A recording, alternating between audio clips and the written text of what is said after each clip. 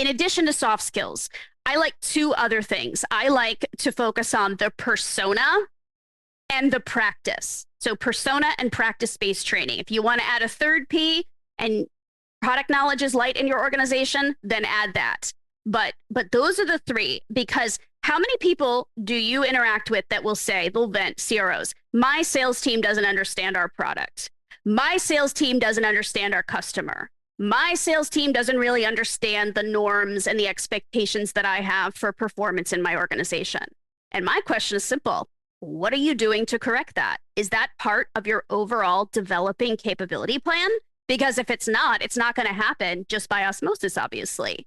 So that's my advice. I'd say deploy the sales gravy model in the way that you guys are offering it up for skills. Just add on those other three dimensions. And now you're going to get everybody singing from the same sheet of music.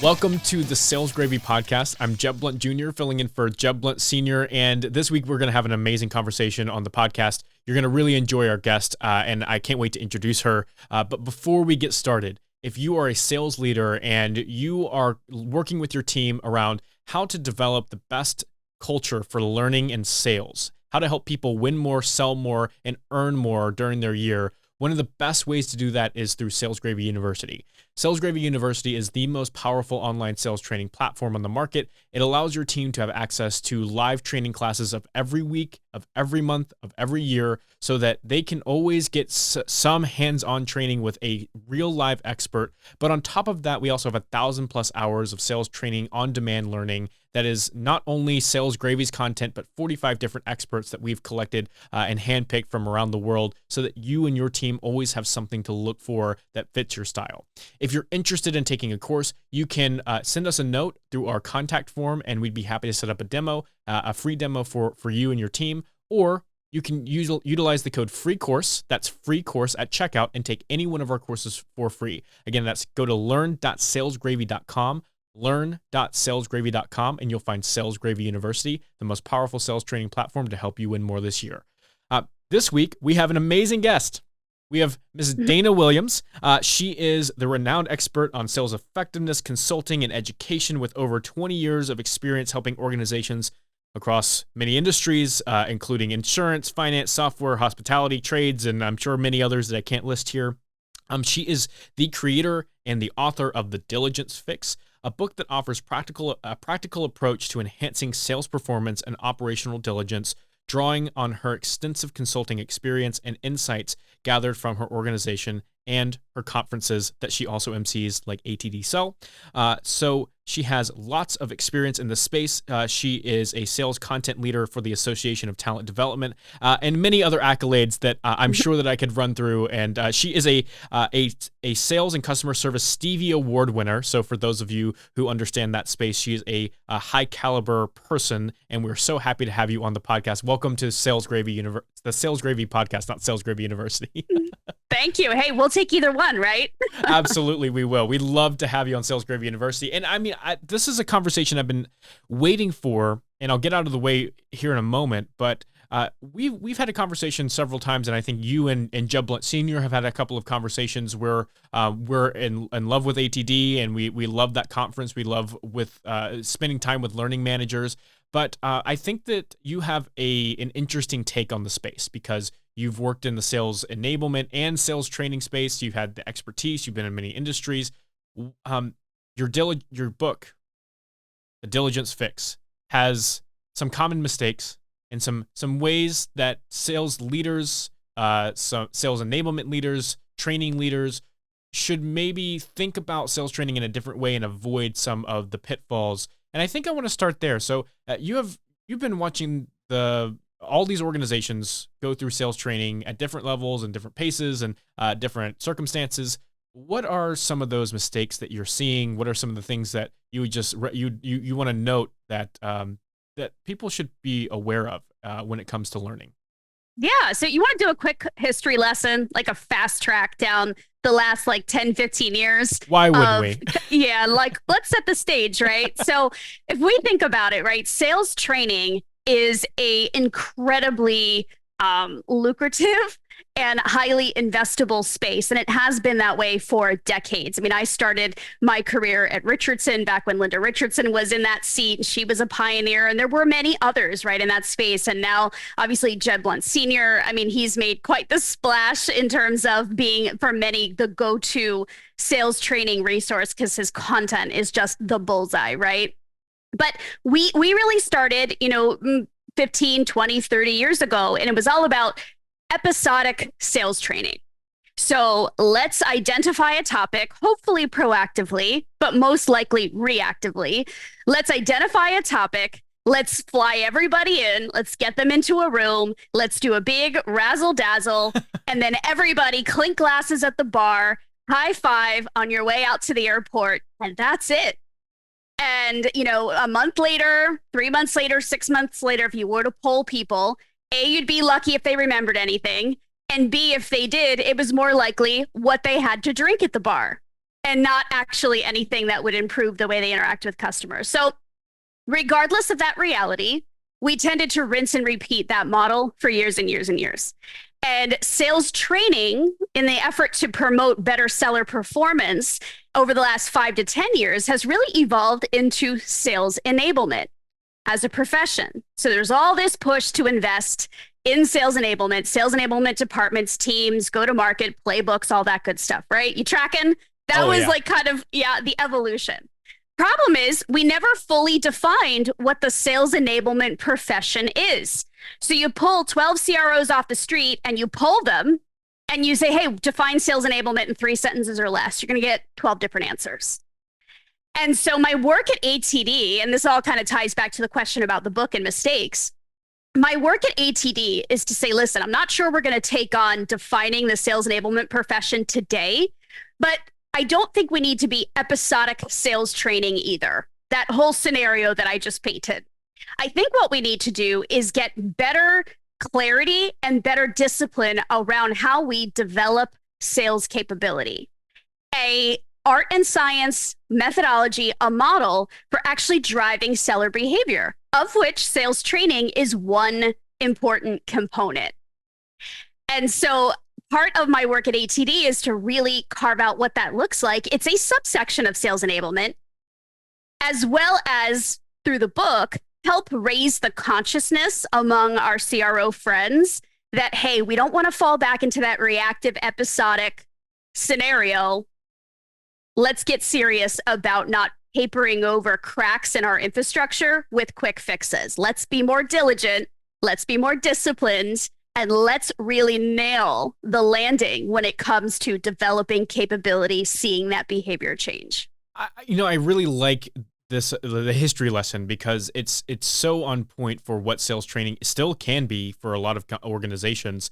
And has been for many salespeople, whether they're early on in their careers or we call them seasoned sales professionals. I like to think of them as they have a little bit more flavor to them than the newbies.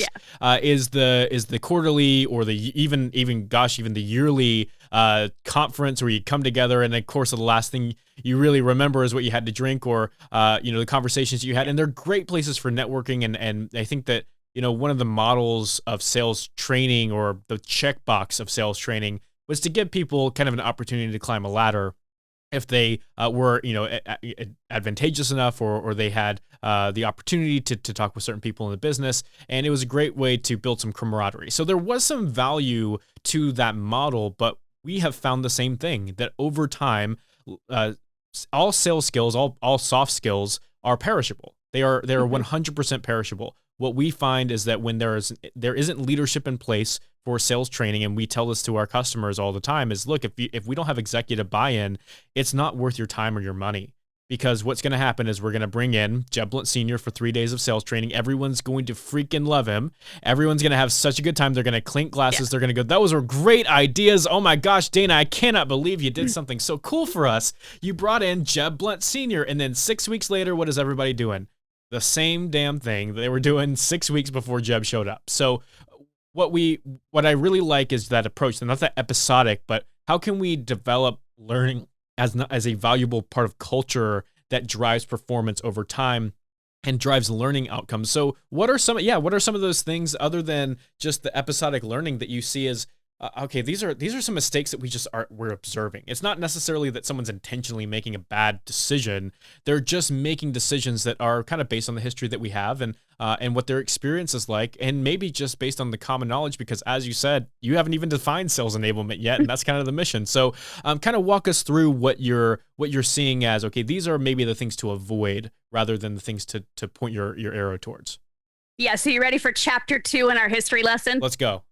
All right. So why do we tend to continue to perpetuate the episodic training event? Well, let's put ourselves in the L&D practitioner's shoes. And when I say L&D, obviously it could be sales enablement, it could be a sales training director. But let's talk about that individual in the organization that's making those decisions to bring in Jeb Blount Sr. or somebody else to do an episodic training. So what I like to do is say, all right, let's visualize the workflow, the average workflow of these people in 4 steps. The first step is kind of what we hope is the strategic planning. There's a need in the business. We've identified a topic. This is where we're going to apply some resources for our next event, right? Strategic planning. You and I both know that that's more like reactive zone. People drop a bunch of requests and we react to them, but we'll give the benefit of the doubt. Strategic planning, step 1. Step 2, design. Design and create sort of that pilot experience, whatever that might be. Step 2. So we actually deploy the pilot. Great. Everybody cheers. Like we said, they clink glasses. And then the next step in that process is supposed to be sustained reinforcement.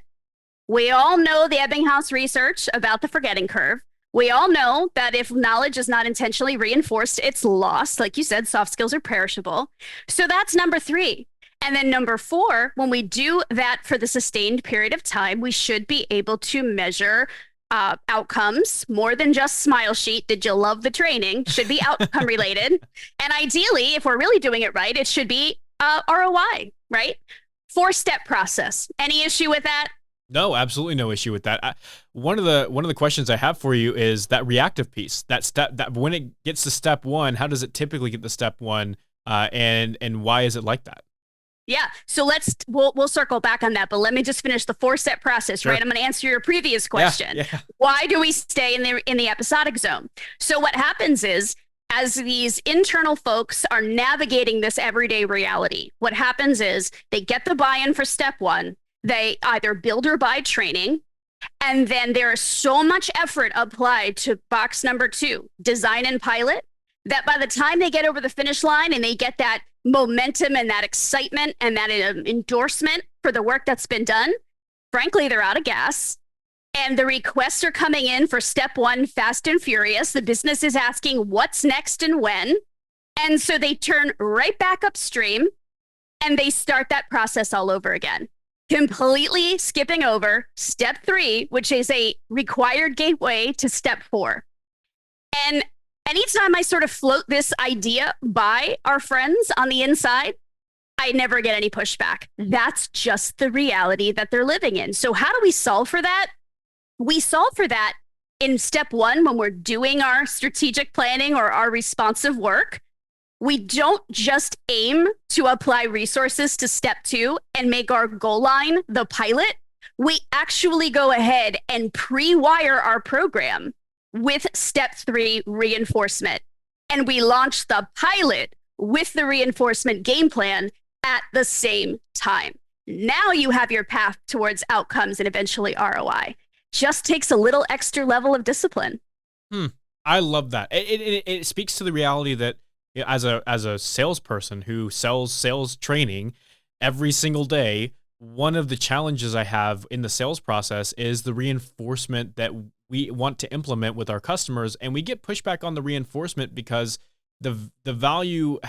It feels like what you're telling me is that they get to first step, they get to second step, they turn right back around and they go to first step, Yes. and then they go to second step and they turn right back around and they do it over and over and over again. Yes. And they're getting good reactions, right? They're getting the thumbs up. Yeah. Hey, that was great sales training. We really loved the event. We loved that happening in our business. But what they really liked was the camaraderie and the drinks they had at the bar, not necessarily the sales training. If they did like the sales training, you should reinforce that. right? You should go Well, to the and, next and if step. you want, it's not even like it. It's my CRO expects to see Right. us show up differently in front of customers. And so for that reason, I actually need to make sure that it sticks. But let's go back to your other question, right? So why are we responsive in the first place? Why do we put ourselves in that scenario? Because oftentimes L&D people, they are helping professionals. And so to the extent they can kind of increase their ticky box of each instance that they've launched throughout the year, they equate their value to the business with volume. Mm. So it's this really interesting cycle that continues to perpetuate. And frankly, after a while, it becomes a comfort zone. Mm. It becomes a comfort zone for CROs to equate volume. It becomes a comfort zone for L&D professionals to go to step one, step two, turn back upstream and repeat it. We all kind of complain sometimes that we're in reactive mode. But why are we in reactive mode? Because we don't do a great enough job in educating the business, people who are not learning professionals, what it takes to actually launch learning that sticks. And so that's kind of the opportunity we have in front of us, is to really change the entire paradigm. So we had an interesting conversation at ATD, and you were in the room with Jeb, and we were talking about how to help the learning and development team get a seat at the table. And Yes. and what you're telling me is that we're not doing a good job at educating those who are not in the learning space, who are not having to deploy learning, what the value is of an actual learning program that's built correctly through your 4 steps, or through the steps that make the most sense for the business, for the ROI that you're expecting to see from learning, not just the training that feels and sounds good. How can, from your perspective, how can the learning and development department help get their seat at the table more effectively with those who are not in the space or not educated on what it actually takes? Permission to be candid. Yeah, absolutely. Permission to be candid on the Sales Gravy podcast. Nice. Yeah, we got to get out of the echo chamber. I love it. We got to get out of it. So we love to surround ourselves with people that validate our methods and, help us feel good about the work that we do. And we're already, again, pre-wired to be helping professionals. And so while that is all well and good, and I would encourage us to continue to lean into that, we have to understand how operational leaders, how marketing leaders, how other folks in the C-suite evaluate the business, how they quantify value, because perception is reality. And so we really have to, and that was honestly what I did in my own career that has really kind of helped me crisscross and get to some pretty interesting places, because at the end of the day, I really did lean in and have conversations that were not leading conversations. They weren't confirmation bias related. I really wanted to understand how the business operators felt about performance, skills, investment in learning, and so forth. And so that's where I realized we had a huge disconnect. So let's just flip the conversation. Our audience is typically sales leaders who are listening in, and this is an interesting conversation for sales enablement, learning and development. From a sales leader's perspective, what should they know? What are some things that will help us get out of that echo chamber to reach that audience? What are some of the main bullet points that would maybe help them wrap their minds around this particular piece of the business? Great. So let's talk sales leaders, because they are coming at this from an entirely different perspective, the majority of which I have put in the diligence fix. But to talk about it here is, they're looking at it on a deal by deal basis. So they'll tell enablement, we need training. Let's go ahead and get everybody together, because they too love the candy, right? They love the social interactions, the clinking of the glasses. They're into that. But when push comes to shove, every day they're pulling up the daily sales plan and they're looking at the deals and they're seeing what they can close. And it's sort of, they operate the business by quarter, any means necessary. And so if training comports with that, awesome. However, if it does not, we're just going to get in there and to hell with process, to hell with best practice. We're just going to get her done. We're going to put her over the finish line. That's fine, I guess, in a pinch. But if that becomes part of the way you run your sales organization, then that's your culture, that's your DNA, not what is sitting on some kind of glossy one sheet that you socialize as your sales plan, or your sales process. So we got to understand that disconnect, right? Deal by deal, if that's how we empower people, then that's your culture. That's how you do things. Yep. Sales training is a priority so long as it aligns with the selling process. As soon as it gets out of whack with what's actually happening on the ground, sales leaders tend to abandon the principles of learning and wanting to invest in sales training for the muscling through and just getting it done. So I think that that's absolutely accurate from what I see and what I see in the marketplace. When people come and have conversations with me, it's because it's deal by deal. They have several deals that had some similar challenge, and they went to the learning and development team and said, hey, we need training on a particular topic. They came to me. We re-rolled something out.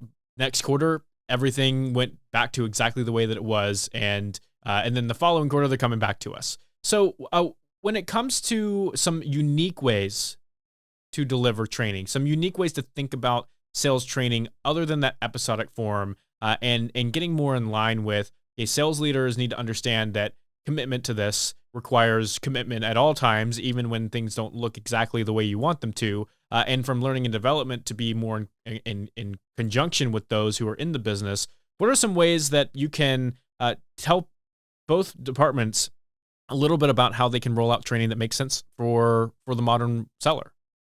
Yeah.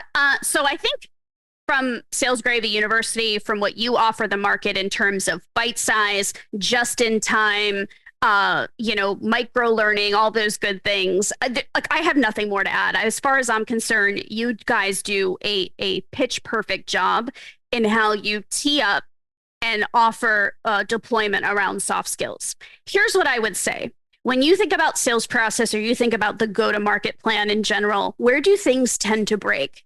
They tend to break at the seams. They tend to break at the handoffs. They tend to break where marketing leaves off and sales picks up. So what I would just sort of say is, if I'm a CRO, then I'm saying, especially going into the summer, right? I just want to mention, not going on a tangent here, but just want to mention kind of going into the summer or any other time, like holiday season, when you think it's sort of dying down.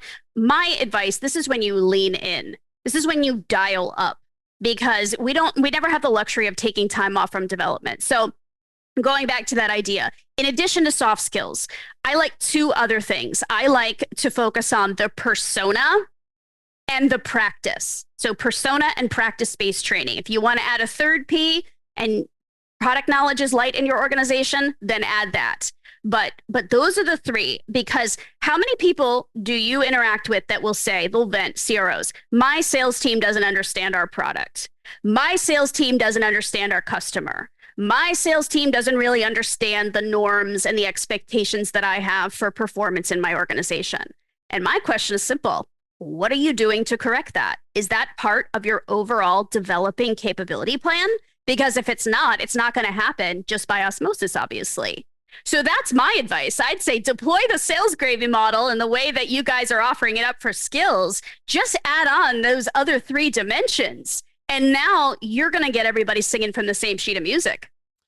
Having that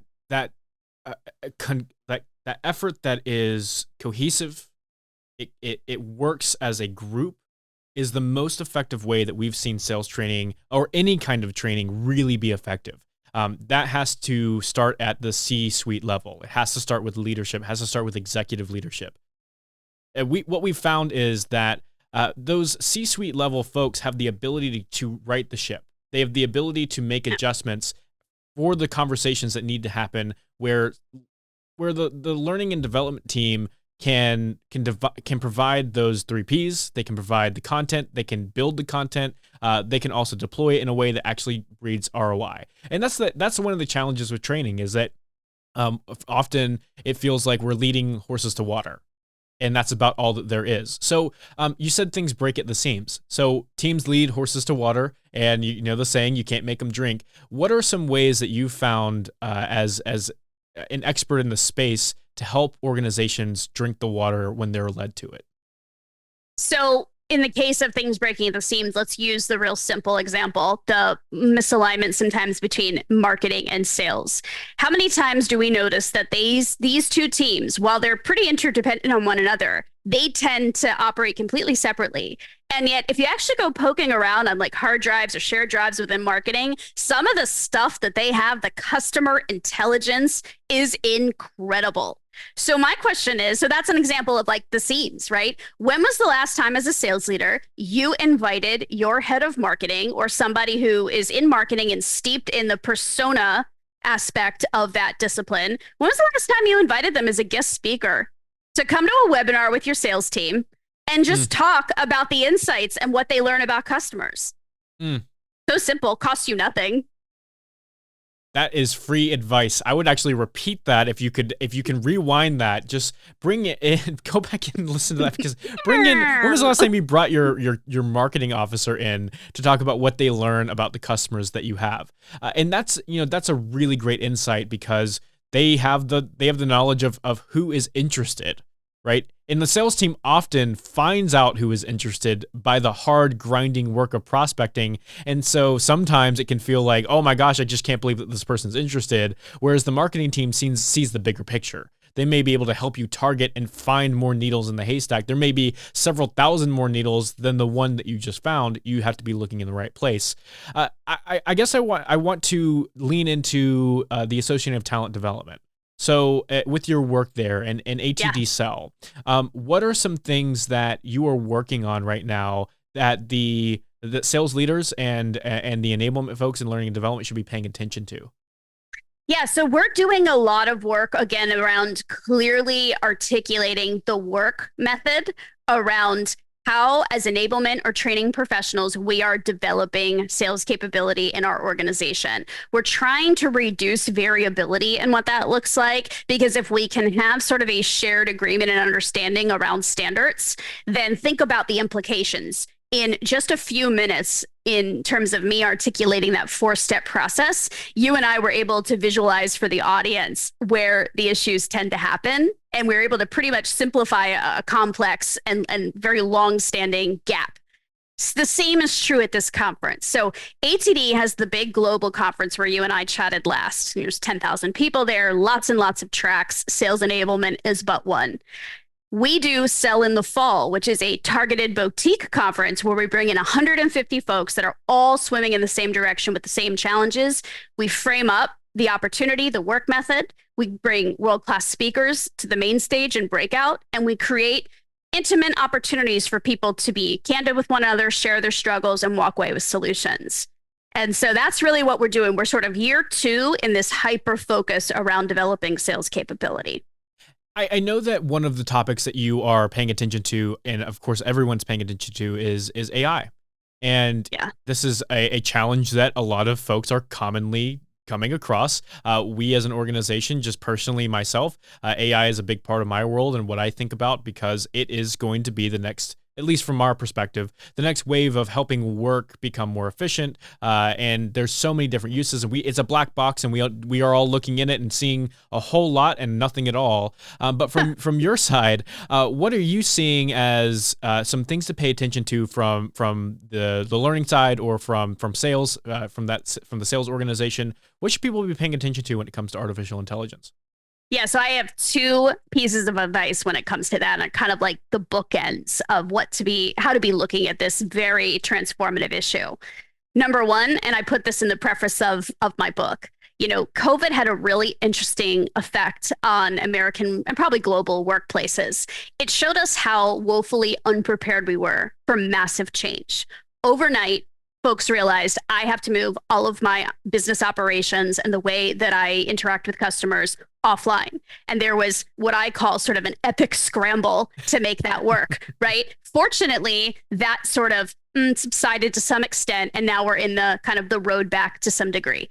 That is what's queued up on the immediate horizon when it comes to AI. And while most sort of informal snap polls that we take show that most CROs and most L&D leaders are just sort of curious and dabbling, there will come a time where we will realize first mover advantage. The folks that were in position to take advantage and incorporate this technology right when it kind of reaches mature stage, those are the ones who are going to be able to have that competitive advantage. The rest will revisit the ultimate epic scramble part 2. So what do you do today to get yourself in first mover advantage position? You need to nail the fundamentals.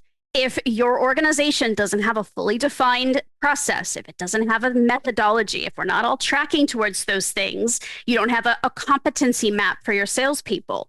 These are, I call, kind of like the basic pillars. If you think about upgrading an infrastructure, you kind of start with the pylons or the steel beams. This is what you need to do today.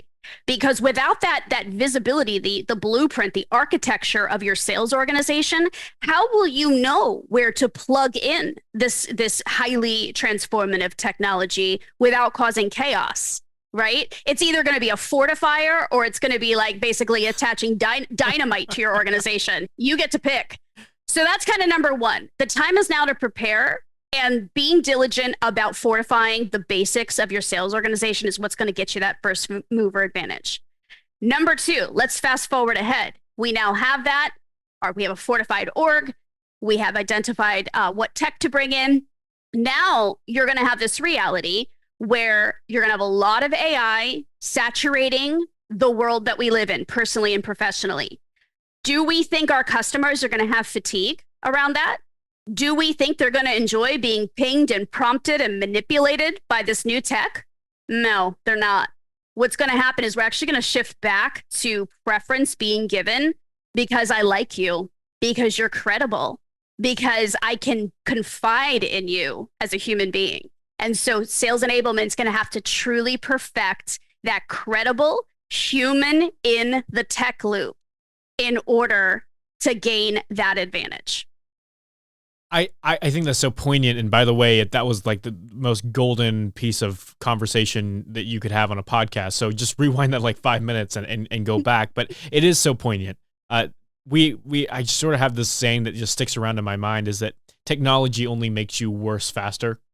Or you know, it can only make you, if you don't nail the fundamentals of anything, but specifically, you know, artificial intelligence. I like what you're saying that sales enablement teams and sales leaders need to be paying attention to how their teams are utilizing it. It is cool, it is flashy, it's fun, and right now there's a lot to be said about how fast you can get certain things done, and people are not as turned off by it as we will see. And I think that's a fair prediction that we will revert back to the human side of it. And we always have. We saw, you know, the massive emailer spikes in the mid to, you know, early teens in the 2000s. We saw video messaging right after the pandemic. We saw these artificial intelligence machines coming up, and people are aware. They're wary of those items, those communications that just don't look authentic, those ways of having a relationship that just don't feel like human, they feel like a bot.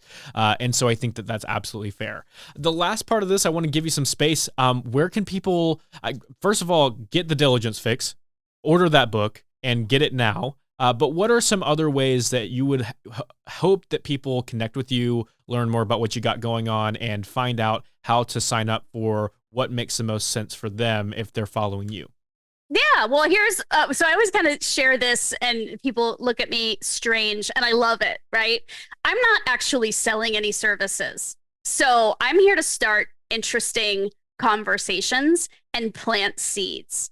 And so I consider the last couple of minutes, you and I have had these amazing conversations, topics. These are planting seeds. If you want more of this type of seed planting, ideas, and so forth, head over to thediligencefix.com. It's the name of my book, thediligencefix.com. And honestly, you'll see kind of the thought leadership there. There's free resources, and it really is geared towards enablement and enablement leaders and CROs that realize where we're at, this crossroads that we're at, and want to start laying the groundwork for a stronger organization, because the benefits are twofold. If you tighten up the fundamentals, you're going to be in a position to strive for more revenue quarter after quarter. So that's like the immediate why. Second, as we just talked about, those who have the strongest org will win the AI race. I love it. That's the why. I love it. Dayna, thank you so much for being here. And luckily for me, I am selling things. So if you stuck around this long and you're looking at some different conferences, check out ATD Sell. That'll be this fall. Dayna, what are the dates on ATD Sell? Yeah, October 28th to the 30th in Old Town, Alexandria, Virginia. Cool. So check out ATD Sell. If you are a sales professional or a sales leader, one of the most powerful conferences you can go to happens right after ATD Sell as well. It's called Outbound Conference. It's run by the Sales Gravy team and several other partners that we have. This Outbound Conference is the most powerful way to get your team in front of the best speakers, the best trainers, the best thought leaders in the sales world for how to be the most productive outbound hunters that you have seen as a sales organization.